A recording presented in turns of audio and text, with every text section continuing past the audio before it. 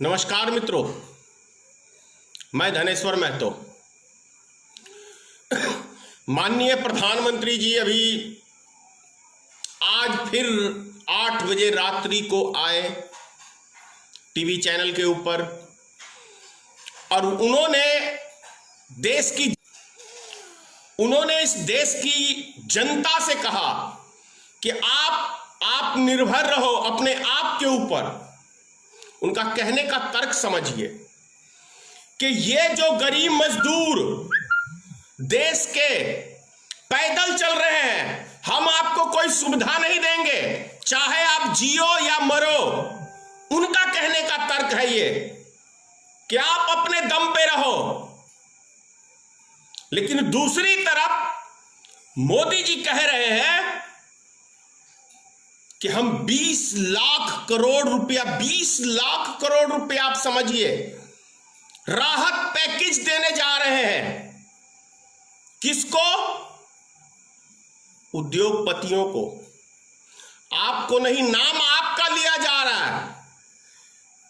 प्रश्न यह उठता है नरेंद्र मोदी जी कि जिस देश की गरीब जनता को आप उसके घर तक पहुंचाने के लिए एक रेलगाड़ी की सुविधा तक नहीं दे सकते, तो आप गरीब मजदूरों को 20 लाख करोड़ की राहत पैकेज की घोषणा करके क्या आपने उसका मजाक उड़ाने का काम नहीं किया?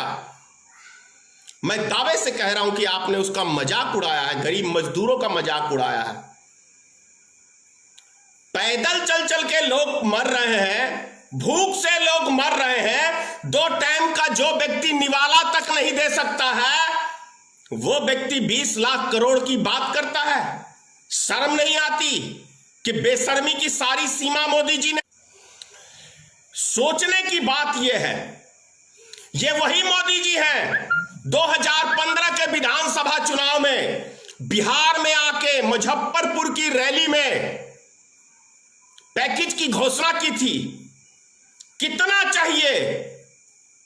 10 करोड़, 20 करोड़, 50 करोड़, 80 करोड़, लो 125 करोड़ मैंने दिया।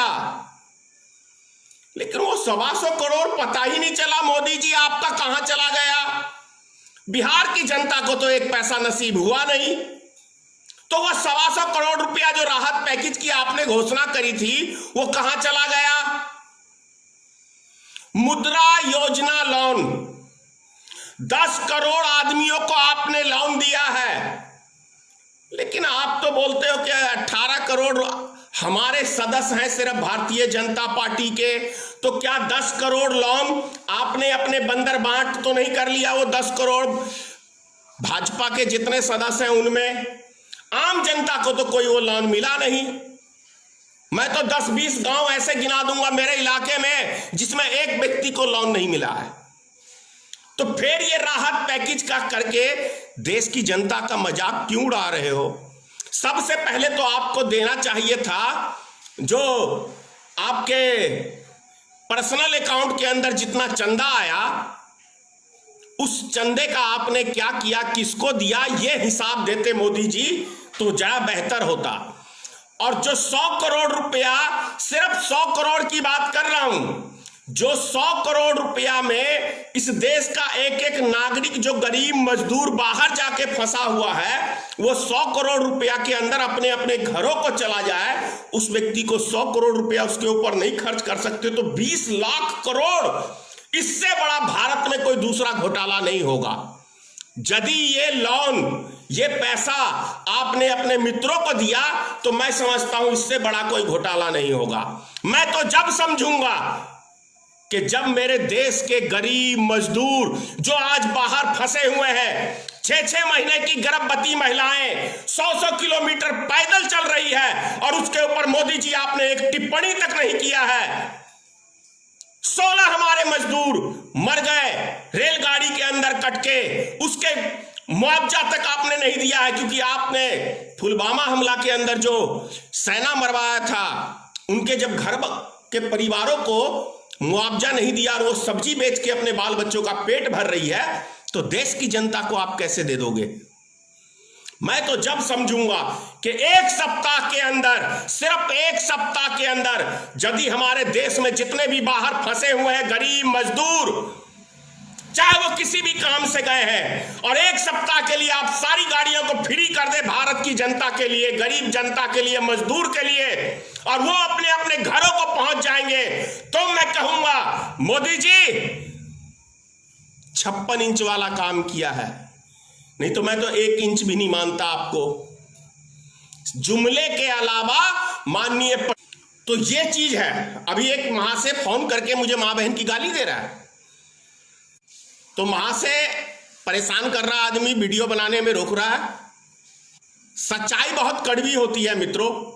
लग रही है गोबर भक्तों को लग गई मिर्ची, लग गई। अरे गोबर मत खा, इंसान है। लग गई मिर्ची, पूरी लग गई मिर्ची गोबर भक्तों को। मैं जानता हूं सच्चाई ऐसे ही कड़वी होती है, और लगती है तो लगने दो भाई। सच्चाई बहुत कड़वी होती है। अरे गोबर भक्तों, अपने आका से क्यों नहीं बोलते जो हमारे देश के गरीब मजदूर रोड पे पैदल चल रहे हैं, उनके लिए सुविधा उपलब्ध कराए। ये कहते हुए शर्म लग रही है।